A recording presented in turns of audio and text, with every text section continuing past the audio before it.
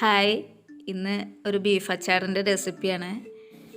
ഇതുണ്ടാക്കി വെക്കുകയാണെങ്കിൽ എന്തെങ്കിലും കാരണവശാൽ നമുക്ക് കറികളോ ഉപ്പേരികളോ ഒന്നും ഉണ്ടാക്കാൻ കഴിഞ്ഞിട്ടില്ലെങ്കിലും ഇതിന്ന് 1-2 ടീസ്പൂൺ എടുത്ത് നമുക്ക് അടിപൊളിയായിട്ട് ചോറ് കഴിക്കാൻ പറ്റും. കുട്ടികൾക്കും നന്നായിട്ട് ഇഷ്ടമാവും. അപ്പോൾ ഇതെങ്ങനെ ഉണ്ടാക്കാമെന്ന് നോക്കാം.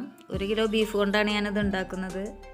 1 കിലോ ബീഫ് വെച്ച് ഉണ്ടാക്കുമ്പോൾ 1/2 കിലോ ബീഫ് അച്ചാറാണ് നമുക്ക് കിട്ടുക. 1 കിലോ ബീഫ് ചെറുതായി കട്ട് ചെയ്തിട്ട് നന്നായിട്ട് കഴുകി വൃത്തിയാക്കി ഒരു കുക്കറിലോട്ട് ഇട്ട് കൊടുത്തിട്ടുണ്ട്. അപ്പോൾ ചെറിയ പീസാക്കാൻ ശ്രദ്ധിക്കുക. പിന്നെ ലിവർ അതുപോലുള്ള സാധനങ്ങൾ നമുക്ക് അച്ചാറിലേക്ക് ആവശ്യമില്ല. ഇതിലേക്ക് 1.5 ടീസ്പൂൺ ഉപ്പിട്ട് കൊടുക്കുന്നുണ്ട്. 1/4 ടീസ്പൂൺ മഞ്ഞൾപ്പൊടി, 1.5 ടീസ്പൂൺ മുളക് പൊടി എരിവിനനുസരിച്ച് ചേർത്ത് കൊടുക്കാം. ഞാൻ സാധാ മുളക് പൊടിയാണ് ചേർത്ത് കൊടുക്കുന്നത്.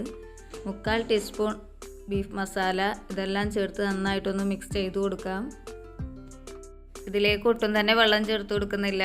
ബീഫിൽ നിന്ന് തന്നെ അത്യാവശ്യം വെള്ളം ഇറങ്ങി കിട്ടും. അതിൽ തന്നെയാണ് വേവിച്ചെടുക്കുന്നത്.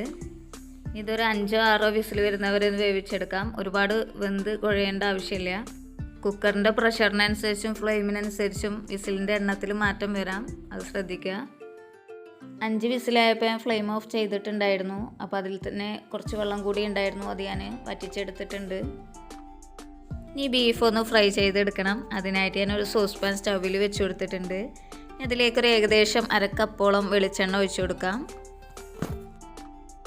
എണ്ണ ചൂടായി വന്നിട്ടുണ്ട്. ഇതിലേക്ക് പകുതി ബീഫ് ഇട്ട് കൊടുക്കാം. മുഴുവനായിട്ട് ഒന്നിച്ചിട്ട് കൊടുക്കുന്നില്ല.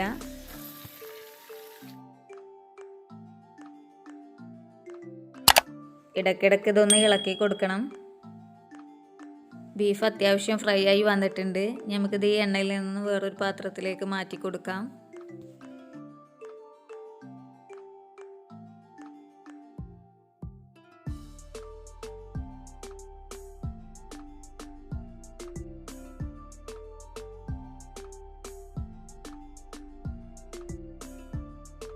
അപ്പോൾ ഇവിടെ നമ്മുടെ ബീഫ് മുഴുവനായിട്ടും ഫ്രൈ ചെയ്തെടുത്തിട്ടുണ്ട്. ഇതിൻ്റെ ബാക്കി കാര്യങ്ങൾ ചെയ്യാം. ഞാനിവിടെ ബീഫ് ഫ്രൈ ചെയ്ത അതേ എണ്ണയിൽ തന്നെ ഇതിൻ്റെ ബാക്കിയുള്ള കാര്യങ്ങളും ചെയ്തെടുക്കുന്നത്.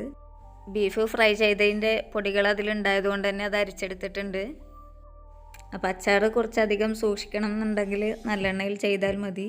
എനിക്കിവിടെ ഇത് കൂടുതൽ കാലത്തേക്കൊന്നും ഉണ്ടാവില്ല, അതുകൊണ്ടാണ് ഞാൻ വെളിച്ചെണ്ണയിൽ തന്നെ ചെയ്യുന്നത്. എണ്ണയിലേക്ക് 1 ടീസ്പൂൺ കടുകിട്ട് കൊടുക്കാം. ഇത് നന്നായിട്ടൊന്ന് പൊട്ടി വരട്ടെ. കടുക് പൊട്ടി വന്നിട്ടുണ്ട്. ഇനി 1/2 കപ്പ് വെളുത്തുള്ളി നീളത്തിൽ അരിഞ്ഞത് ഇട്ട് കൊടുക്കുകയാണ്. എന്നിട്ട് നന്നായിട്ടൊന്ന് മിക്സ് ചെയ്ത് കൊടുക്കാം.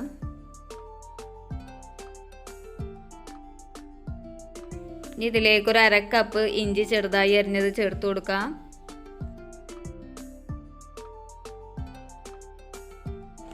ഇതിലേക്ക് 6 പച്ചമുളക് അരിഞ്ഞത് ചേർത്ത് കൊടുക്കുന്നുണ്ട്. എരിവിനനുസരിച്ച് ചേർത്ത് കൊടുത്താൽ മതി. 2 തണ്ട് കറിവേപ്പിലയും കൂടി ചേർത്തതിന് ശേഷം ഇത് നന്നായിട്ടൊന്ന് ഫ്രൈ ചെയ്തെടുക്കണം.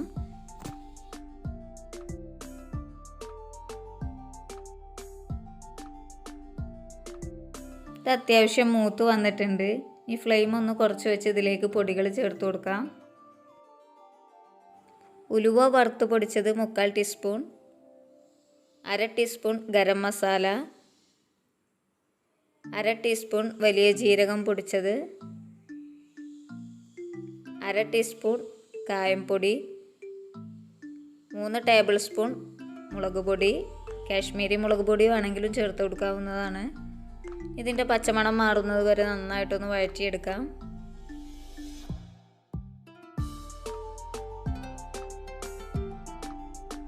ഇതിലേക്ക് 1.5 ടേബിൾ സ്പൂൺ ഉപ്പിട്ട് കൊടുക്കാം. അച്ചാറായതുകൊണ്ട് തന്നെ ഇച്ചിരി ഉപ്പ് മുന്നിട്ട് നിൽക്കണം. എന്നിട്ട് നന്നായിട്ടൊന്ന് മിക്സ് ചെയ്യാം. ഇതിലേക്ക് 1 കപ്പ് വിനാഗിരി ഒഴിച്ചു കൊടുക്കാം. എന്നിട്ട് ഇതൊന്ന് തിളച്ച് വരട്ടെ. തിളച്ച് വന്നിട്ടുണ്ട്. നമ്മൾ നേരത്തെ ഫ്രൈ ചെയ്ത് വെച്ച ബീഫ് ഇതിലേക്ക് ഇട്ട് കൊടുത്ത് നന്നായിട്ടൊന്ന് മിക്സ് ചെയ്യാം. മസാലകളൊക്കെ ബീഫിലേക്ക് നന്നായിട്ടൊന്ന് പിടിക്കട്ടെ.